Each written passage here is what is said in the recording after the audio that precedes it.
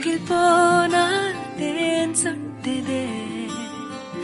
பறவையாய் திரிந்தவள் இறகு போல் தரையிலே விழுகிறேன். இரவிலும் பகலிலும் தொடரும் உன் நினைவிலே கரைகிறேன். காற்று நீ